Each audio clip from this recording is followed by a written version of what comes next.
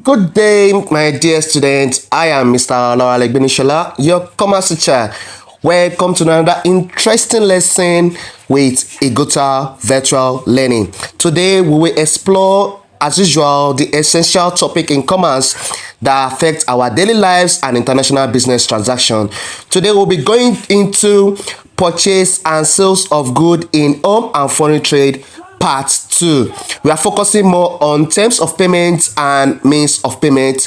This topic frequently appears in WAEC examination and is crucial for your understanding of modern business transaction. Let's begin with our lesson objectives. By the end of this lesson, you as my dear learners will be able to understand the different types of payments in business transaction. Number 2, you'll be able to identify and explain various means of payment.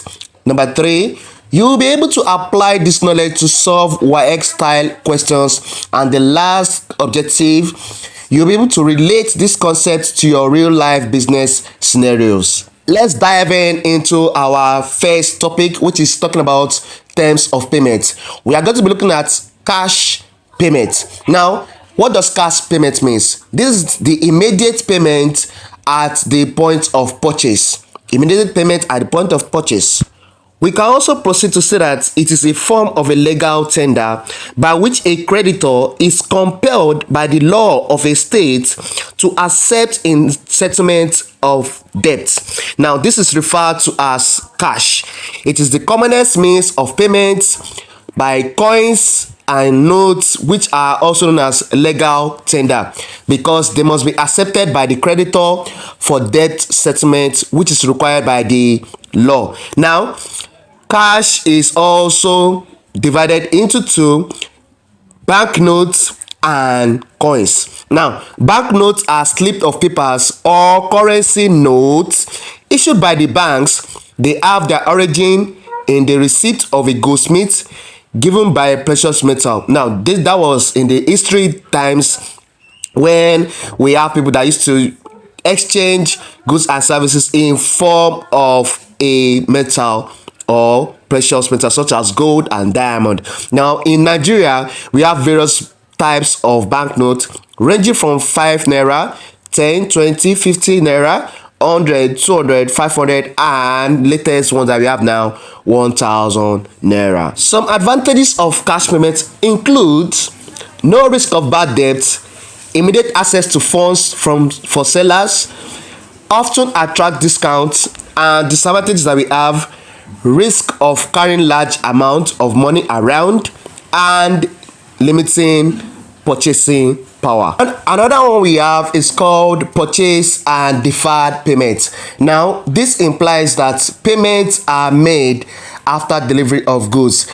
This majorly occurs based on large transaction, large bulk of goods, large purchase of goods and services. Now, these are probably when an order of a large goods have been made.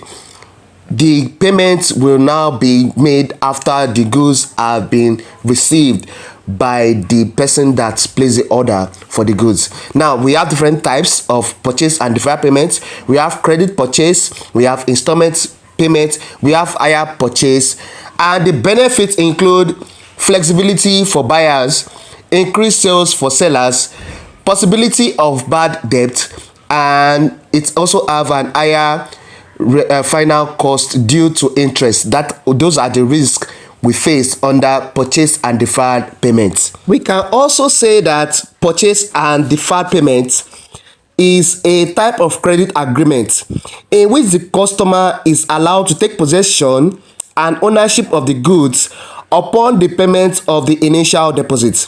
Now, when the buyer fails to make payments, the seller cannot repossess the goods on his own unless through the intervention of the court. Now, these are the features of deferred payment. 1, ownership and possession are transferred immediately to the buyer. Number 2, less durable goods are involved. 3, sellers cannot repossess the goods. And 4, lower price is charged. Under the types of deferred payments, I will pick only 2 because of time. let's talk about hire purchase and credit purchase.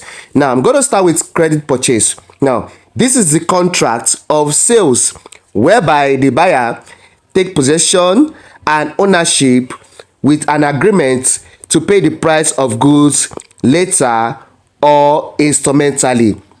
While hire purchase, this is a form of agreement in which the owner transfers possession of goods to the hirer after paying an initial deposit, while it retains ownership until final payment is made.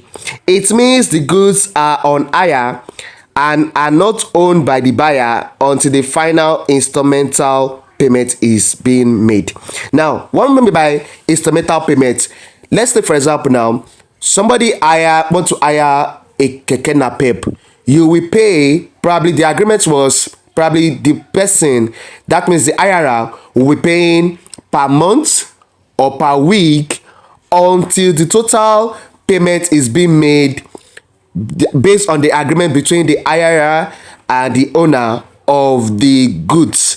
Until everything has been made, that is when the person, that's the hirer, is being claimed to be the new owner of the product. Let's move on to the means of payment. That's another section of our topic. We are starting with legal tender. Now, what's the legal tender? Legal tenders are licensed means of payment by the government, and it is supported by the law.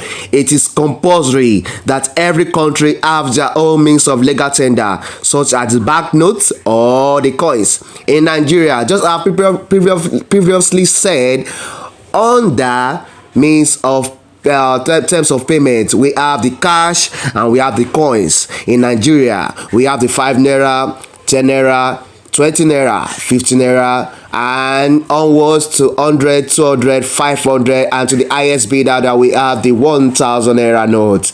Now, what are the features of the legal tender? It is government backed. That means it is approved by the government. It is supported by the government, and it must be accepted for debt settlement. That is what we have under legal tender. On to the next one, we are going to be talking about bank payments. Now, what does bank payment means? Now, banks are various means of payment, such as checks, written order, cross checks, standing order. So we take them one after the other. Let's move on to checks. Now, what is checks, or should I say, what are checks? Now, checks are order written by the drawer to a bank to pay on demand a specific amount to the person named in it as a payee. It is portable. Checks are demand on the bank by the account holder to pay the stated amount. Let's move on to standing order. Now, standing order is an order or instruction by an account holder to the bank to pay a certain amount of money on its behalf at regular intervals to a person or organization. Now, what we are saying is that a check is a one straight payment by the owner of the account through the bank to a third party who is known as what, a payee. But a standing order, on the other hand, is an instrumental payment, an agreement between the owner of the account and the bank to pay a specified person, probably per week, per month, or per year, based on agreed sum. Now, other forms of payment by the bank includes bank draft, credit transfer, that is also known as bank giro, traveler's check, certified check, and direct debit. Let's move on to means of payment provided by the post office. Now, there are various types of means of payment by the post office, but I'm just going to pick a few. We're just going to explain a few. Let us start with postage stamp. Now, postage stamp is a means of payment by which small sums can be sent by post. Now, postage stamps are used in settlement of small amounts on items being purchased, such as sending for samples. Post office accepts commission for this service. Another means of payment by by post office, we are going with postal orders. Now, postal orders are means of payment provided by the post office for transfer of small sums of money. Postal order of fixed denomination can be bought at post office. A commission can be bought at the post office. A commission, also known as poundage, is charged on postal orders purchased. The sender fills the names of the person to be paid and can only be cashed by him. It is not negotiable. The last one that we are going to be looking at under means of payment by post office is money orders. Now, money orders are a means of payment that are issued for a larger amount of money than postal orders. Money orders are issued out after completing a form at a post office.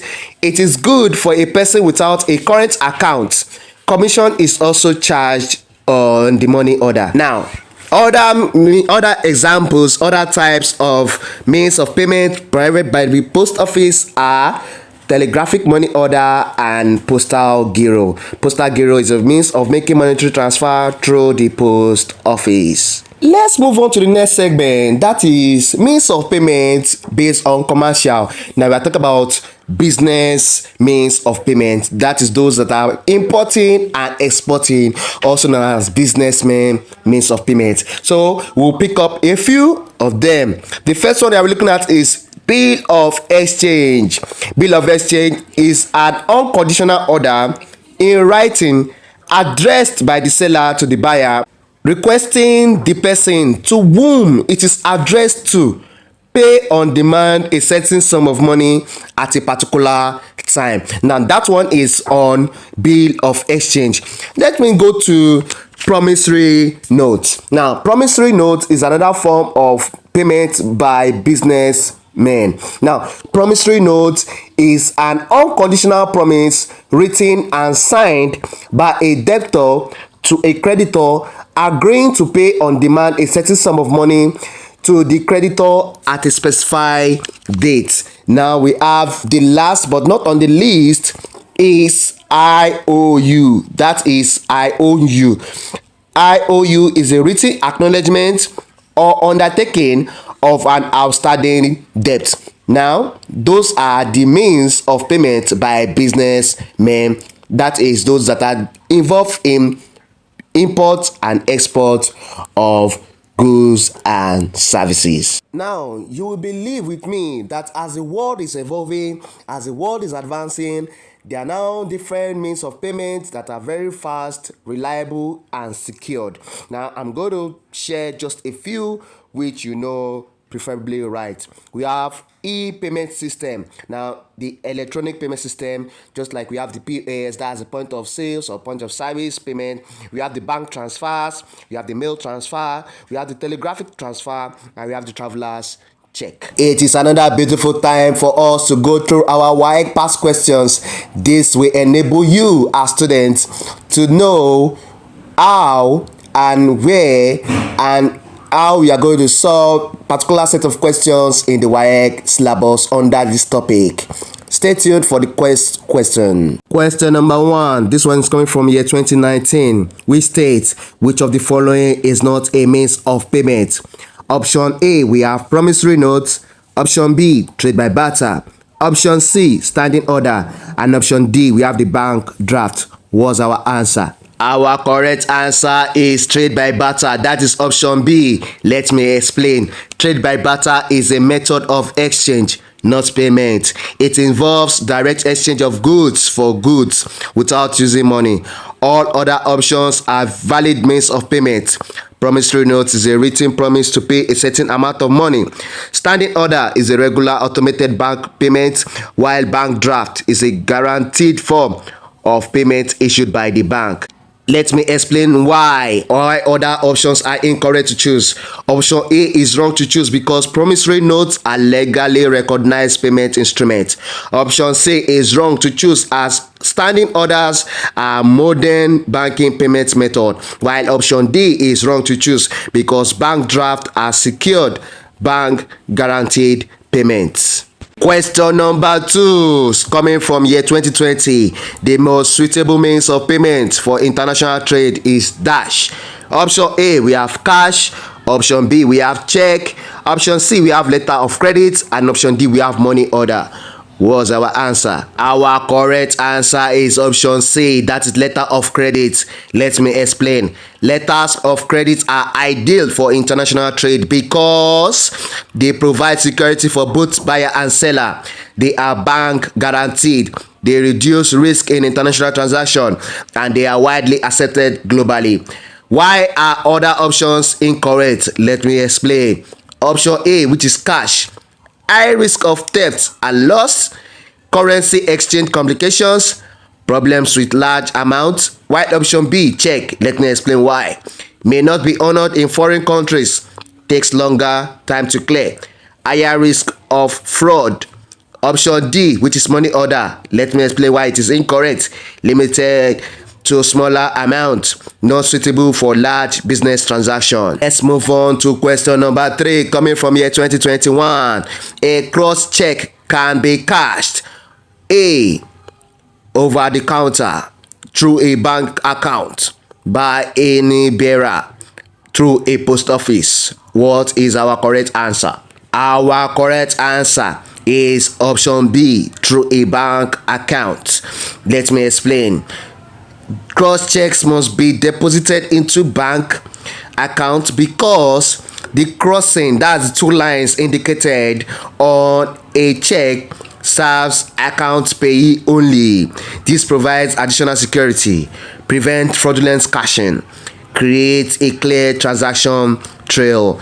Let me explain why other options are incorrect. Option A, which is over the counter, cashing defeats the security purpose of crossing. Option C, bearer cashing is specifically prevented by crossing. While option D, post office don't handle cross check transactions. Question number 4 coming from year 2018.